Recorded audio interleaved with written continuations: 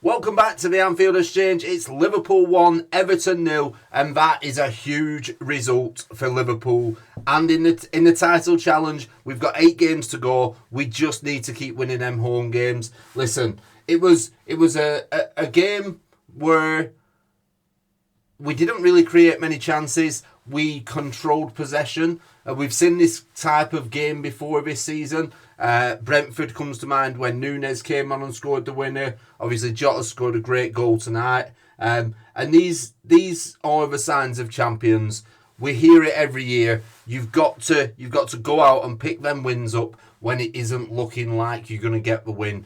I was never really worried about Everton tonight, but as the game went on at 0-0, it felt like we were potentially going to let that one slip again. And listen, we owed Everton for what they did to us at Goodison Park. I think I got a few things that I'm going to say about Everton in this video. I think the way they approach this game, the way they approach the Merseyside derby is an absolute shambles. Tarkowski, 10 minutes in, absolute disgraceful tackle.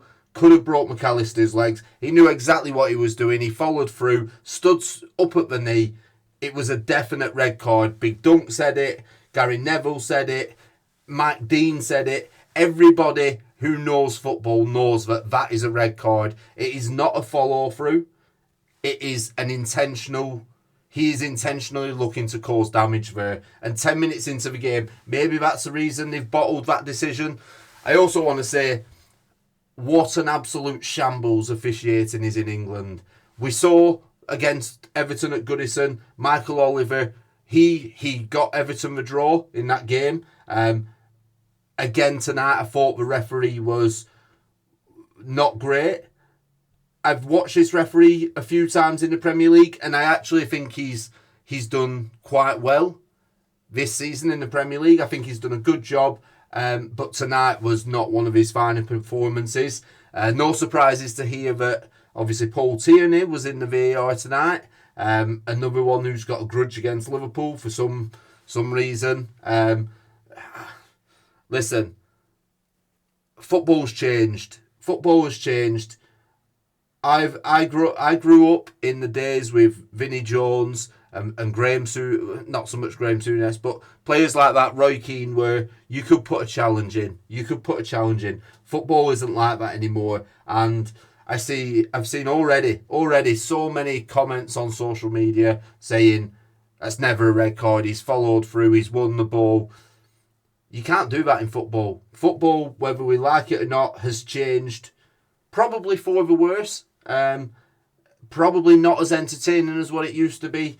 But it has changed and we have to get on board with that. Modern football, you cannot be putting challenges in like that. And for the referee to not pick up on that and then it to go to VAR and for them to not pick up on that, absolute shambolic. Tarkowski ought to be ashamed of himself. Again, listen, Everton fans, you came at me on my last video. I don't care. We've got it over you. You guys literally play to try and stop us winning the title. That's all you're playing for. Jordan Pickford, last minute of the game, going up for a corner to stop us winning a title. You're an absolute joke of a club. Anyway, getting past that, I thought it was a good performance from Liverpool. I thought we started off, there was a few surprises in the lineup. Obviously, Curtis Jones playing at right back. I did briefly mention that in my Everton preview video. I thought that was something that potentially could have happened. Slot did make a hint about it a couple of weeks ago. And yeah, so Curtis Jones at right back and obviously Kelleher in goals. Alisson wasn't ready to come in today. Bradley wasn't ready to come in today. I thought Kelleher did quite well, to be fair, claiming the crosses. I don't think he had too much to do in terms of shots on target. But yeah, I thought we played quite well. Also, just quickly, does that send a message to Quansah? Quansah can't get in at centre-back, and now you've got 3 players in Conor Bradley, Trent Alexander-Arnold and Joe Gomez, who would all be predominantly right-backs before him. They're all injured. and still Arne Slot picks Curtis Jones as a right back. What does that tell you about the future for Jarrell Quansah? Could he potentially be moving to Newcastle? It's an interesting one to keep an eye on. I don't get the feeling that Arne Slot is too keen on Jarrell Quansah, but we'll see how it pans out. In terms of a performance, I thought obviously 10 minutes in, Tarkowski assaulted McAllister. I thought he were going to send him off. He didn't. Whether that helps us or not, I would imagine 10 men behind the ball for Everton, it would have been hard to break down. At least with 11 men, they sort of had to have a go of things. They did send us a few warning shots. Obviously, Beto, the offside goal in the first half, and where he hits a post. Again, I didn't think we defended that great. Canate's headed down, Van Dijk sort of ran away from the ball. And then he had a wild swing at it, and that could have been, we could have gone down there. I think if we'd have gone 1-0 down, we'd have probably struggled to win the game. So luckily that never happened. It opened up sort of half an hour, 35 minutes into the game. It became a little bit more chaotic. I think we saw that going into the second half as well. It was definitely a game where Liverpool dominated possession, but I think Everton probably had the better chances. We started to get into the swing of giving a few fouls away as well in the first half, and towards the end of the second half as well, which we made that mistake in the first game. So luckily we didn't get punished for that. I thought the two best players for me, I thought Curtis Jones at right back, I thought he did a brilliant shift in, and he made a clearance at the end of the game as well, where he sort of flicked it behind him. I thought that was fantastic defending. And Luis Diaz, I thought Luis Diaz was brilliant tonight. He looked energetic. He looked like he was willing to run at his man. He looked like he was sharp. He was creating chances. I thought Luis Diaz was definitely brilliant tonight. Second half, obviously shooting in front of a cop. Liverpool was starting, you could see slowly in the second half that Liverpool was starting to push more and more men forward, which, again, it left us open defensively, but I don't think Everton had too much to trouble us in the second half. What I will say, I know we've won the game, so I don't want it to be negative. I do think we are seriously lacking in creativity. Again, something I have spoke about on previous videos. I think Trent would have been... I think, again, tonight is a game that we showed that we missed Trent. Obviously, we're going to have to get used to that. But I think in the summer, I think Arne Slot's got a job to bring in a little bit more creativity to help us break down teams like Everton, like Nottingham Forest. I think we need to definitely be looking for creativity. If not at the right back position or in defence, you've got to get it in midfield and certainly get someone up front that can put a ball in the back of a net.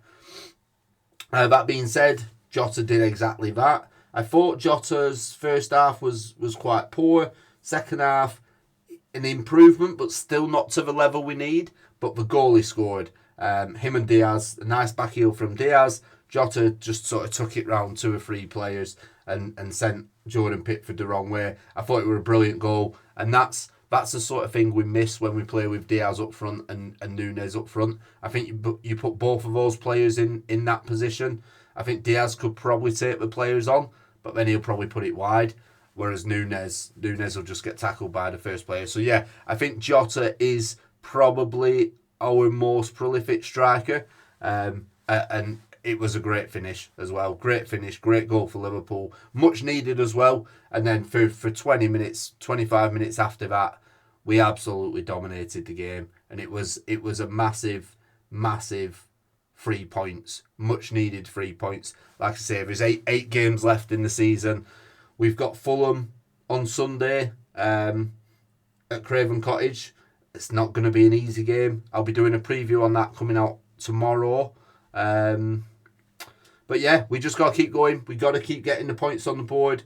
Keep up with what Arsenal are doing. So from now to the end of the season, we've got After the Fulham game, we've got a week's rest between all of our games, and Arsenal will play before us. So that could be a positive. It could be a negative. Like I said, Arsenal played on Tuesday night. They got the win. It put the pressure on us to win against Everton. So I think if Arsenal keep winning, it will put added pressure on Liverpool. But I think the minute Arsenal slip up, then it's on us to just pick the 3 points up and run even further away with it. But yeah, it's all good. We're happy. We've beat the Everton scumbags. And yeah, 3 more points. 12 points clear at the top of the league. I don't think anybody's going to stop us. Let me know what you think in the comments. I'll see you on the next one.